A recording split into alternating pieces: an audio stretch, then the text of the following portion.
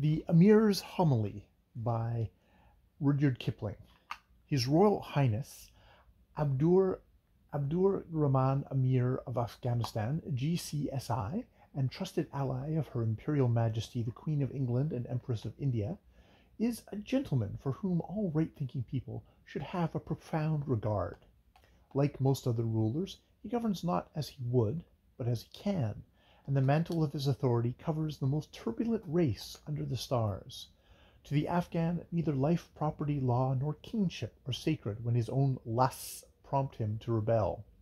He is a thief by instinct, a murderer by hereditary and training, and frankly, bestially immoral by all three. Nonetheless, he has his own crooked notions of honor, and his character is fascinating to study. On occasion he will fight without reason, given till he is hacked in pieces. On other occasions he will refuse to show fight till he is driven into a corner.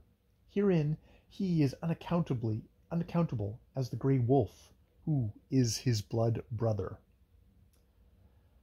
These men his Highness rules by the only weapons they understand, the fear of death, which among some Orientals is the beginning of wisdom. Some say that the Emir's authority reaches no farther than a rifle bullet can range, but as none are quite certain whether their king may be in their midst, and he alone holds every one of the threads of government, his respect is increased among men. Gholam Hyder, the commander-in-chief of the Afghan army, is feared reasonably, for he can impale. All Kabul city fears the governor of Kabul, who has the power of life and death through all the wards, but the Emir of Afghanistan, though outlying tribes pretend otherwise when his back is turned, is dreaded beyond chief and governor together. His word is red law. By the gusts of his passion falls the leaf of a man's life, and his favor is terrible. He has suffered many things, and has been a hunted fugitive before he came to the throne, and he understands all classes of his people. By the custom of the East, any man or woman having a complaint to make, or an enemy against whom to be avenged, has the right of speaking face to face with the king at the daily public audience. This is personal government, as it was in the days of Harun al-Rashid of blessed memory, whose time exists still and will exist long after the English have passed away. The privilege of open speech is, of course, exercised at a certain personal risk. The king may be pleased and raise the speaker to honor for that very bluntness of speech which 3 minutes later brings a too imitative petitioner to the edge of an ever-ready blade. And the people love to have it so, for it is their right. It happened upon a day in Kabul that the Emir chose to do his day's work in the Barber Gardens, which lie a short distance from the city of Kabul.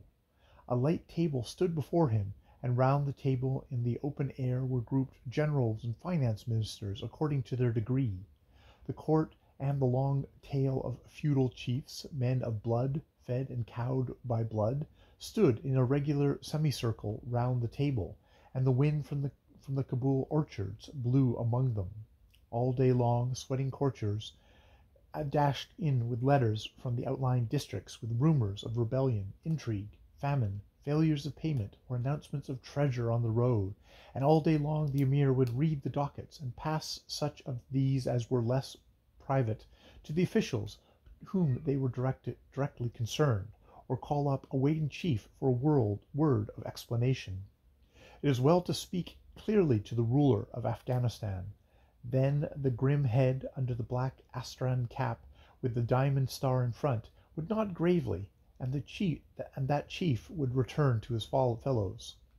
Once that afternoon a woman clamored for divorce against her husband, who was bald, and the Emir, hearing both sides of the case, bade her pour curds over the bare scalp and lick them off, that the hair might grow again, and she be contented. Here the court laughed, and the woman withdrew, cursing her king under her breath.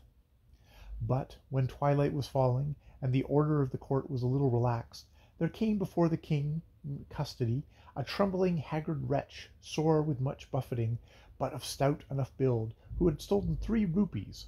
of such a small matter does his Highness take cognizance. Why did you steal? Said he, and when the king asks a question, they do themselves service who answer directly. I was poor, and no one gave, hungry, and there was no food. Why did you not work? I could find no work, protector of the poor, and I was starving. You lie. You stole for drink, for lust, for idleness, for anything but hunger, since any man who will may find work and daily bread. The prisoner dropped his eyes. He had attended the court before, and he knew the ring of the death tone. Any man may get work, who knows this so well as I do, for I have been hungered, not like you, bastard scum, but as any honest man may be, by the turn of fate and the will of God. Growing warm, the Emir turned to his nobles all a row, and thrust the hilt of the sabre aside with his elbow. Have you heard this, son of lies? Hear me tell a true tale. I also was once starved, and tightened my belt on the sharp belly pinch. Nor was I alone, for with me was another, who did not fail me in my evil days when I was hunted, before ever I came to this throne. And wandering like a houseless dog by Kandahar, my money melted, till he flung out a bare palm before the audience. And day upon day, faint and sick, I went back to that one who waited, and God knows how we lived, till on a day I took our best liaf, silk it was, fine work of Iran, such as no needle now works, warm and coverlet for two, and by that we had. I bought it into the moneylender in the by-lane, and asked for 3 rupees upon it. He said to me, who am now the king, You are a thief, this is worth 300. I am no thief, I answered, but a prince of good blood, and I am hungry. Prince of wandering beggars, said the moneylender, I have no money with me, but go to my house with my clerk, and he will give you 2 rupees, 8 annas, for that is all that I will lend. So I went with the clerk to the house, and we talked on the way, and he gave me the money. We lived on it till it was spent, and we fared hard. Then the clerk said, being a young man of good heart, Surely the moneylender will lend you yet more on that liaf. And he offered me 2 rupees. These I refused, saying, Nay, but get me some work. And he got me work, and even I, Abdur Rahman, Amir of Afghanistan, wrought day by day as a coolie, bearing burdens and laboring of my hands, receiving 4 annas wage a day for my sweat and backache. But he, this bastard son of naught, must steal. For a year and 4 months I worked, and none dare say that I lie, for I have a witness, even that clerk who is now my friend.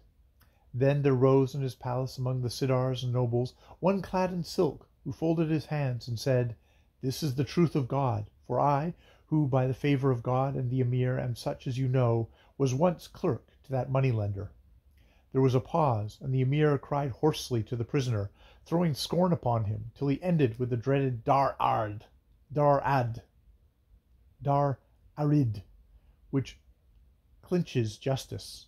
So they led the thief away, and the whole of him was seen no more together, and the court rustled out of its silence, whispering, Before God and the Prophet, but this is a man. That is the Emir's Homily by Rudyard Kipling.